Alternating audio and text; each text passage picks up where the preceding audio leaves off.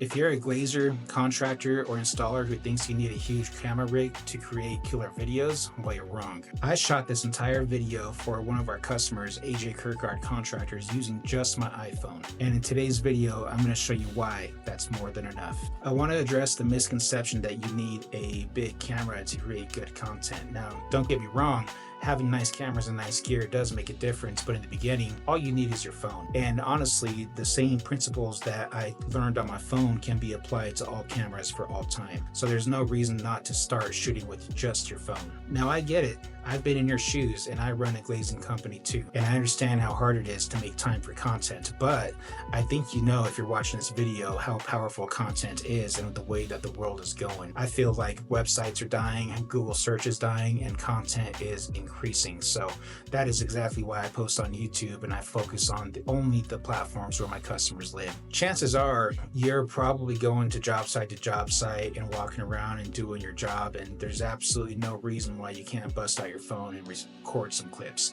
Now, with just a few basic principles, you can create cinematic footage out of any situation. So let me explain how you can get your iPhone to produce content that looks like it was professional. You definitely got to utilize your grid lines to help balance your image, whether that be for photo or video. I'm going to utilize that grid line right there, right? You see how I tilt my phone left and right. So I want to make sure that's as level as possible at all times.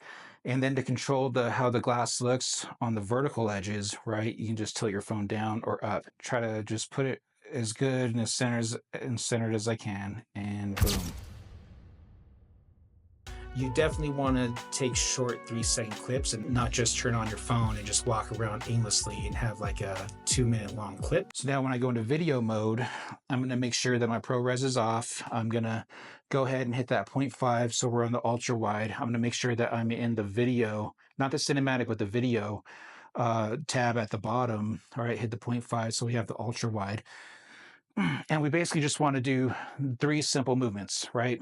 What I'm going to do right away is I'm going to act just like I'm going to take a picture, but I'm going to stand kind of far away, and I'm going to use my grid lines to make sure I'm level, to make sure that the whole shower is in the frame and kind of centered.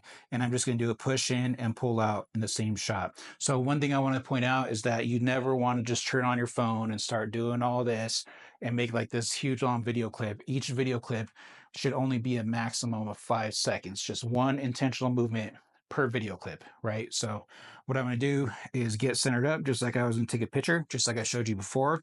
And I'm going to kind of hold my phone with both hands like this so I can kind of maintain it in basically this position as I move. And I'm just going to kind of like bend my back, kind of bend my knees a little bit. And I'm just going to go ahead and push record. And I'm just going to walk as slowly and smoothly as I can, heel to toe, right? In and then out.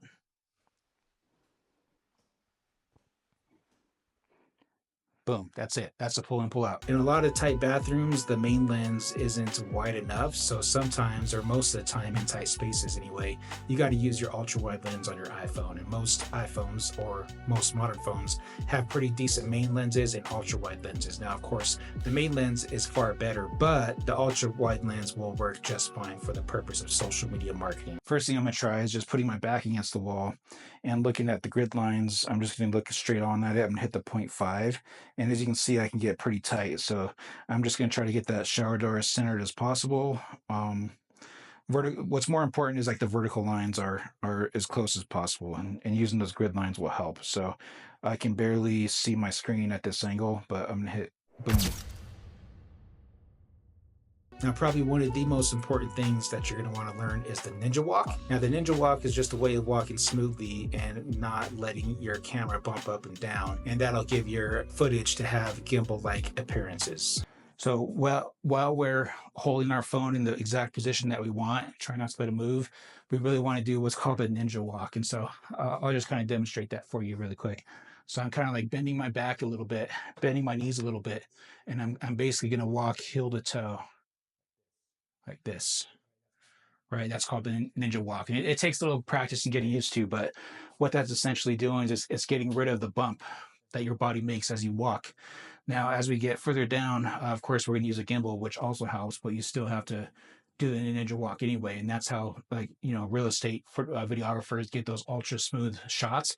They do the ninja walk in combination with the gimbal, but your phone actually has incredible stabilization built into it. So I'm sure this video will be very nice for social media. And probably the most important thing when it comes to shooting on your iPhone is shooting with intention. So you just want to focus on one thing at a time and one camera movement at a time. So in other words, you just want to figure out exactly what your movement is going to be before you even push record. Get steady, push record, do that one movement, which should only take 1 to 2 seconds, 5 seconds max, and then hit stop. And that's it. So using these principles, here's the video that I came up with using just my iPhone. Mind you, I captured it in about 20 minutes. Who doesn't have 20 minutes to go back to a finished job site and get some cinematic shots like this?